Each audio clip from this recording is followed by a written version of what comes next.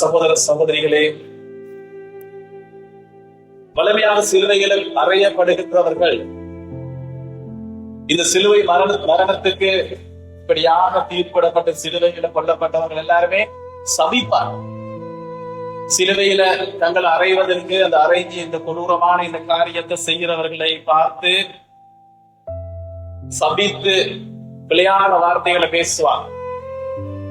அந்த காவலாளிகளை, அங்க இருக்கிறவங்களை இப்படியாக என்ன கொள்ளுறாங்களே அப்படின்னு சொல்லி ஓலப்பட்டு அழுவார், சபிப்பார்.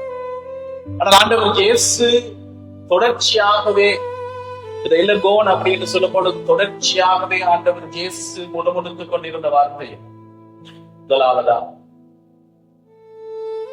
தந்தையை இவர்கள் அறியாமல் செய்கிறார், இவர்களை மன்னியும். தந்தை இவர்கள் அறியாமல் செய்கிறார், இவர்களை மன்னியும்.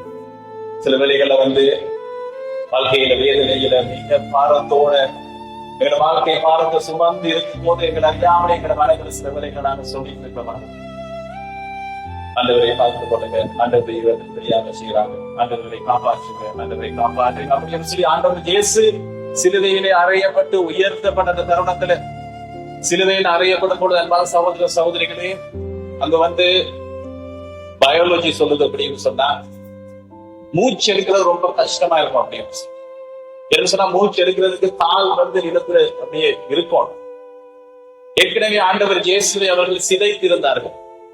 39 சாட்டை அடிகள் என்றது ஒரு மரண தண்டனைக்குரிய அளவு. பல பேர் 39 சாட்டை அடி வாங்க மாட்டாங்க, அதுக்கிடையே இறந்துடுவாங்க. இந்த சாட்டைகள் அப்படியான சாட்டைகள் அப்படியே அந்த பாரால அப்படியே இருக்கக்கூடிய பெல்ட்டால அப்படியே அடிச்சு அந்த நுனியில இப்படி கொக்கி மாதிரி அந்த கொக்கி முதுகு அப்படியே பீச்சு எடுத்து இப்படியான கொடூரமான ரோமை தண்டனையின் ஒரு வகை அது.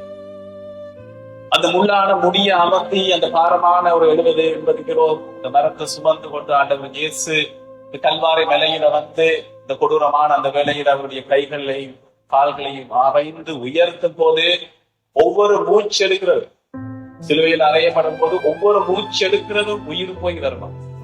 மிக மிக கொடூரமான ஒரு தண்டனை சிலுவையில கொள்ளுவது அப்படின்னு சகோதர சகோதரிகளை, ஆண்டவர் இயேசு இந்த உலக வாழ்க்கையில அவர் செய்த தவறு என்ன அப்படின்னு சொல்லி பார்த்தால் எந்த தவறும் அவர் செய்யவில்லை.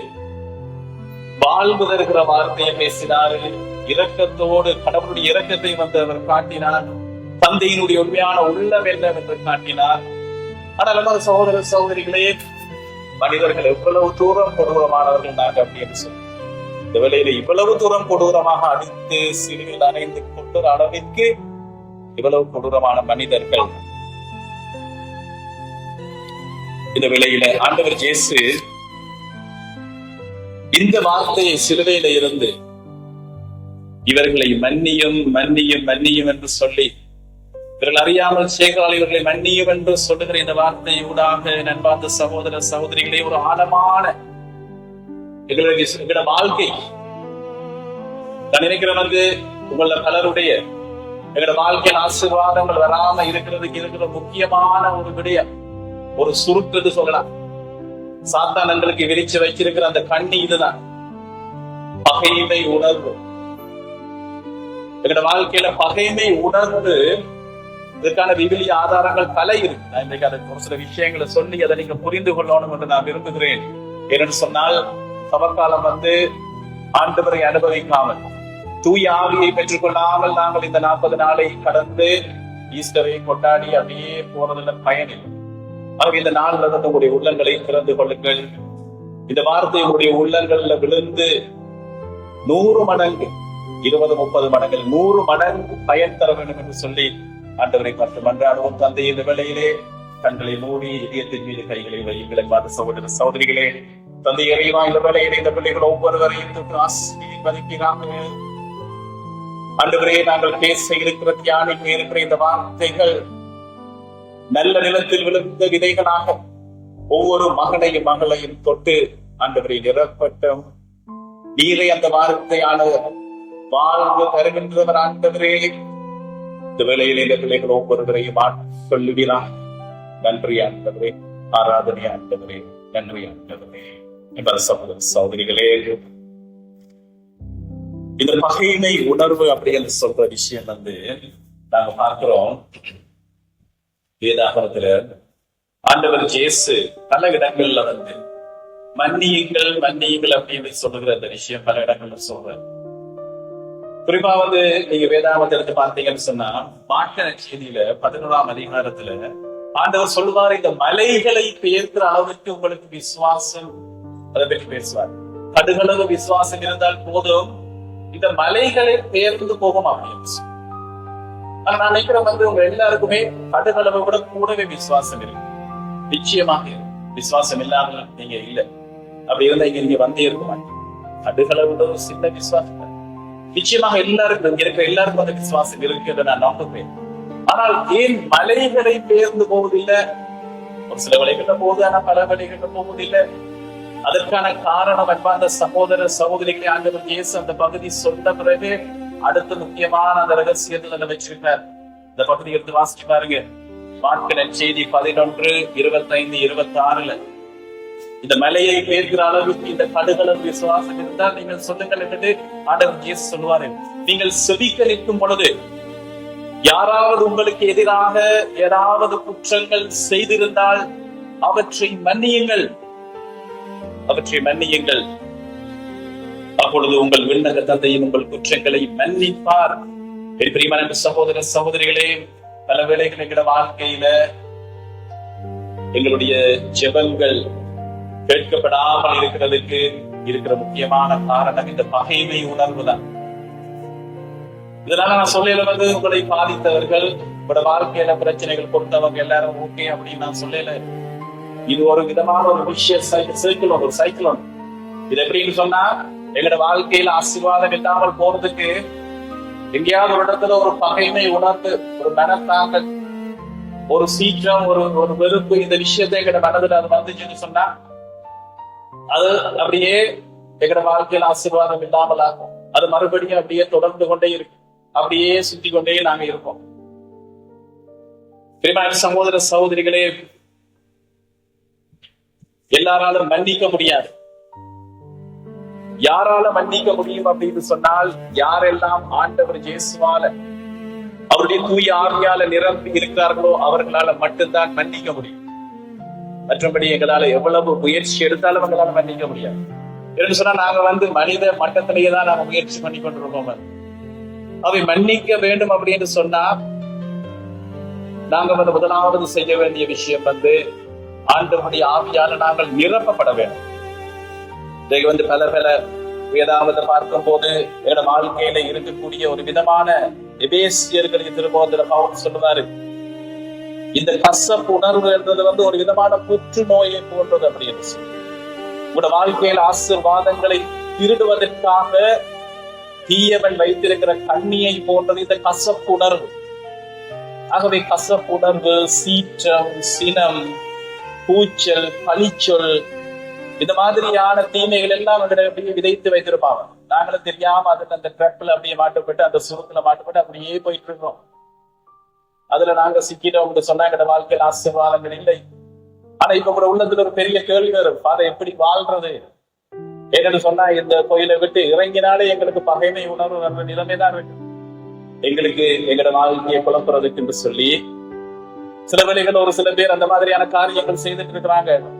பக்கத்து வீட்டுல இருக்கிறவங்க வீட்டு கல்லடிக்கிறாங்க, வீட்டுல நிம்மதியாக வாழ முடியுதில்லை, எல்லையை மாத்தி வைக்கிறாங்க, கோட்ஸுக்கு இழுக்கிறாங்க, வியாபாரத்துக்கு குழப்புறாங்க, சூனியம் வைக்கிறாங்க, வீட்டுல ஒரு பொம்பளை பிள்ளைகளை ஒழுங்கா வச்சிருக்க முடியாம இருக்கு.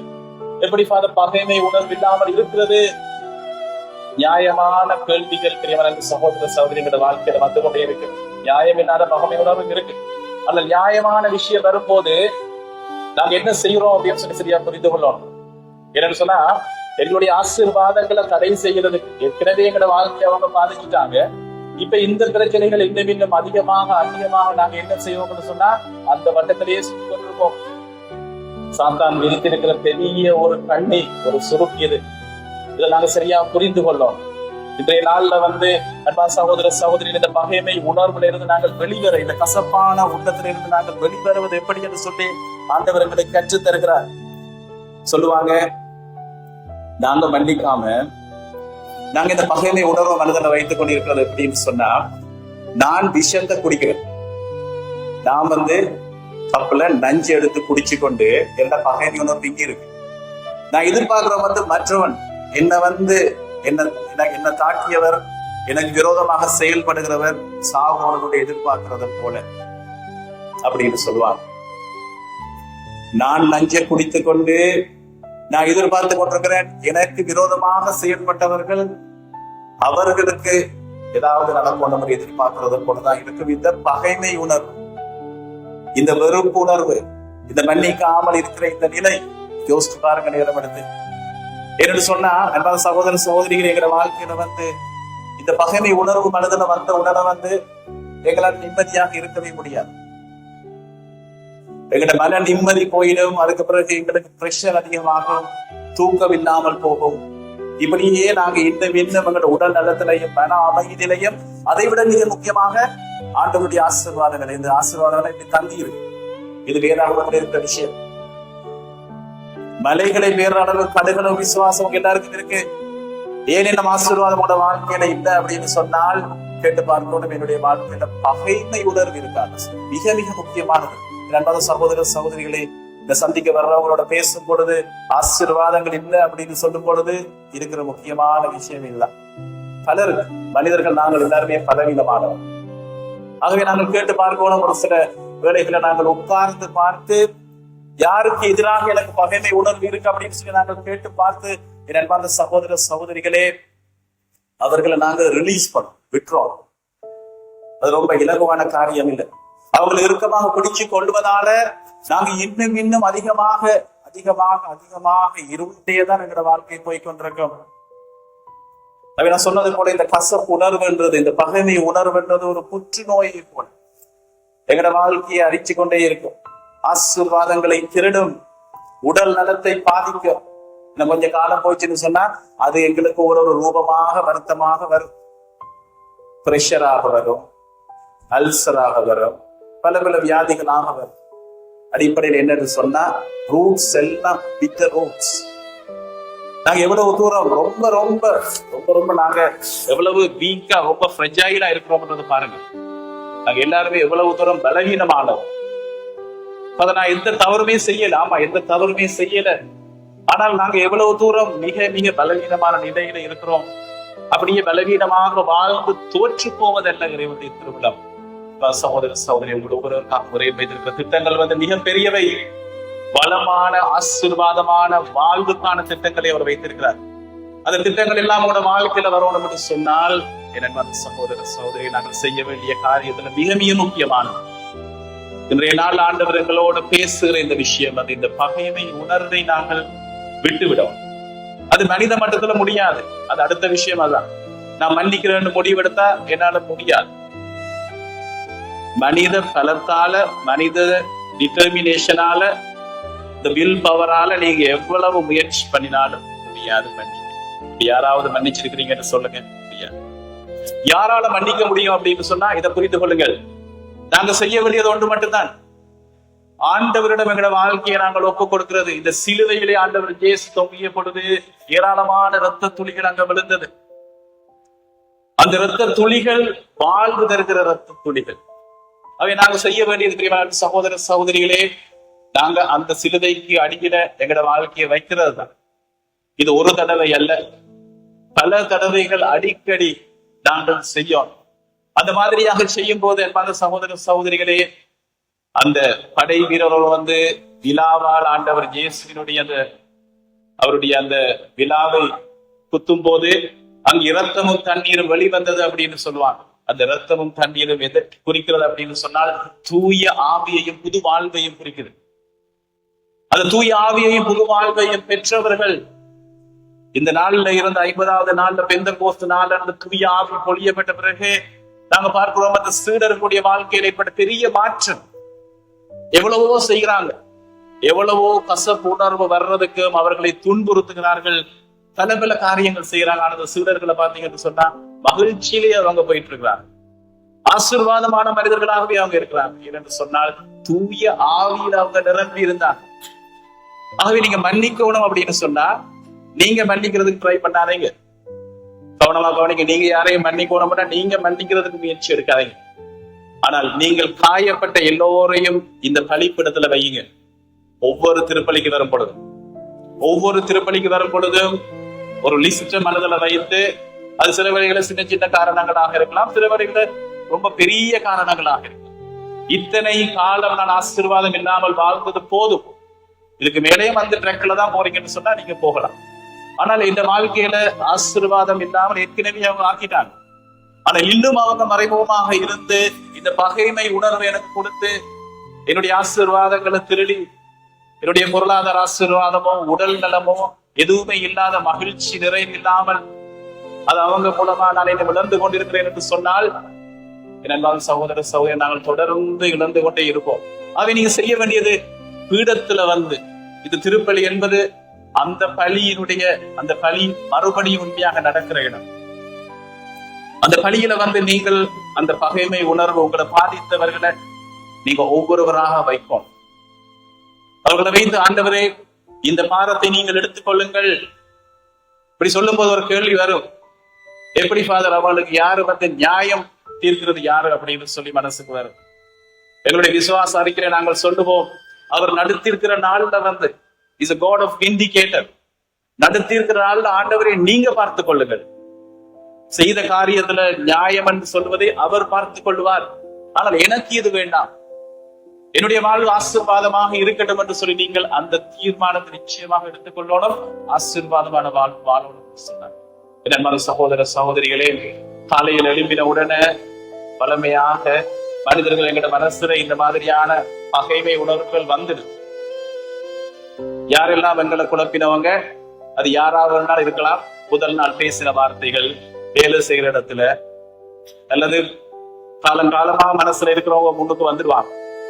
அவங்க மீது எங்களுக்கு கோப உணர்வு, கசப்பு உணர்வு எல்லாமே நாங்கள் நிரப்பிடுவோம். அந்த நாள் ஃபுல்லா அவங்க கண்ட்ரோல் பண்ணிட்டே இருப்பாங்க. அப்படியே நாங்க வாழ்ந்து கொண்டே இருக்கிறோம். சகோதர சகோதரியை காலையில எழுப்பின உடனே நீங்க செய்யணும் வந்து அந்த மாதிரியானவர்களை இறைவானியர் ஆசீர்வதியும் என்று சொல்லி, என்னென்னு சொன்னால் அவங்களுக்கு ஆசீர்வாதம் இருக்கோ இல்லையோ அது அல்ல, நீங்கள் ஆசீர்வதிக்கப்படும். ஆகவே இந்த பாரத்தை ஆண்டவரை நீங்க பொறுப்படுங்கள், அவர்களை நீங்கள் ஆசீர்வதிங்க, எப்படியாவது இருக்கட்டும் என்று சொல்லி நீங்கள் அப்படியே கையை விடணும். இல்ல அப்படி இறக்கி பிடிச்சு கொண்டிருந்தீங்கன்னு சொன்னா இந்த ஆன்மீக பயணத்துல ஆசீர்வாதமான வாழ்க்கை இந்த வாழ்க்கையில இருக்காது. இன்றைக்கு எழுதி வச்சுக்கொள்ளுங்க.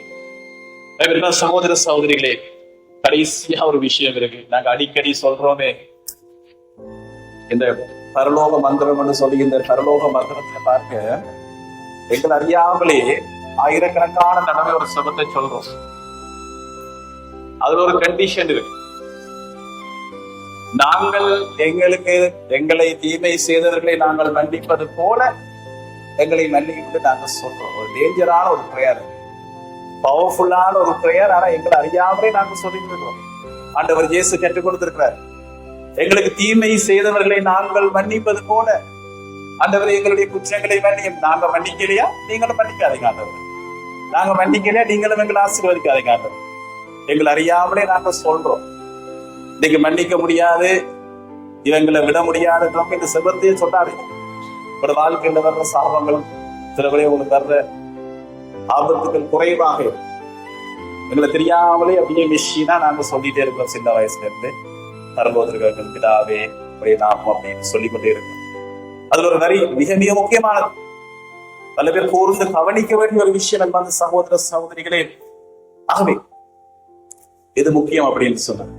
ஆண்டவர் இயேசு அந்த சிலுவையில அந்த வார்த்தையை அவர் சொல்லிக்கொண்டே இருந்தார் அப்படின்னு சொல்லி, ஆண்டவர் இவள் அறியாமல் செய்யறாங்க, இவங்களை மன்னிங்க, மன்னிங்க மன்னிங்க அப்பா மன்னிங்க என்று சொல்லிக்கொண்டே இருந்ததை போல இன்றையில இருந்த என்பது சகோதர சகோதரிகளே, உங்களோட வாழ்க்கையில உங்களை பாதித்தவர்கள், உங்களோட மனதுல வந்து ஏதாவது பிணக்குகள் இருக்கின்றவர்கள், அவர்களுக்கு ஆசீர்வாதம் இருக்கோ இல்லையோன்றது உங்களுக்கு பிரச்சனை இல்லை, இறைவன் பார்த்துக் கொள்ளணும். இன்னைக்கு நான் சொல்றதோட நாளைக்கு அவங்க உங்களோட நண்பர்கள் நான் சொல்லல. சில பேரோட நீங்க நண்பர்களா இருக்கவும் முடியாது. சில பேரை நீங்க தள்ளி இருக்கிறதா உங்களுக்கு நல்ல, ஆனால் பகைமை உணர்வு இல்லாம நீங்க இருக்கணும். ஒரு சில பேரை விட்டு நீங்க தள்ளி இருக்கிறது உங்களுக்கு பாதுகாப்பு. நீங்க ஒரு சில பேரோட நீங்க பழகினீங்கன்னு சொன்னா உங்களை அவர்கள் தாக்கி கொண்டே இருக்கிறாங்கன்னா மறுபடியும் மறுபடியும் போய் நீங்க தாக்கு படுறதுக்கு இல்லை.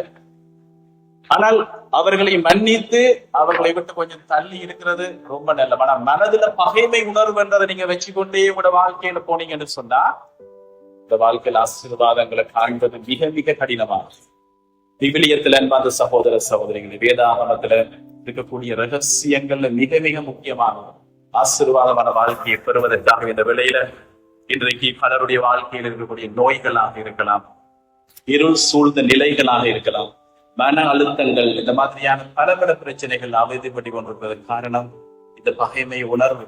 அவைதான் ஆண்டவர் இயேசு இந்த சூரியன் மறையும் முன் உங்கள் சினம் தனியட்டும், அழகிற்கு இடம் கொடுக்காதீர்கள் அப்படின்னு சொல்லி பேசியிருக்கிற திரும்பத்துல சொல்லி இருக்கிறார். அன்பான சகோதர சகோதரி, இந்த திருப்பலியில நாங்கள் ஒரு காரியம் செய்வோம். வாழ்க்கையில் ஒரு கணவன் வாழ்க்கைக்குள்ள போய் மனதில் வரக்கூடியவர்கள் யாருக்கு விரோதமாக சில வழிகளில் பல தடவைகள் நம்மளோட குடும்ப உறுப்பினர்கள் இருப்பாங்க, உங்களுடைய உறவுகள் நிச்சயமாக இருப்பாங்க. அவர்கள் ஒவ்வொருவராக இந்த பீடத்தில் நீங்க வை, அவர்களை வை. பீடத்துல வைப்பது என்பது நீங்க செய்யற முதலாவது அடி ஆண்டவருடைய ஆசீர்வாதத்தை பெறுவது. ஆண்டவரை நீங்க பார்த்து கொள்ளுங்க அப்படின்னு சொல்லி இந்த பாரங்களை நீங்கள் பீடத்துல வைத்து, இயேசு ஆண்டவரை நீ சிலுவையிலே அறையப்பட்டிருந்த வேளையில நீ சொன்ன அந்த முதலாவது வார்த்தை, அந்த 7 வார்த்தைகளை முதலாவது வார்த்தை, தந்தையை இவர்களை மன்னியும், இவர்கள் அறியாமல் செய்கிறார்கள், ஆனால் எங்களுக்கு விரோதமாக செய்திருக்கிறது அறிந்தேதான் செய்திருக்கிறாங்க, ஒரு சில வரையில் அறியாமலும் செய்திருக்கிறாங்க. ஆனால் ஆண்டவரே இந்த பகைமை உணர்வு எனக்கு வேண்டாம், நான் சுமந்து வந்த வேதனைகள் போதும், ஆசீர்வாதங்களை இழந்த காலம் போதும், வீணாக்கிய நாட்கள் போதும். அன்பார்ந்தவர்களை கண்களை கொண்டுவோமா, உங்களுடைய வாழ்க்கையில் இருக்கக்கூடிய ஒரு சில நபர்களை நீங்கள் நினைத்துக் கொள்ளுங்கள், அவர்களை இந்த பீடத்தின் மீது வையுங்கள், இந்த கசப்பான அனுபவங்களை வையுங்க.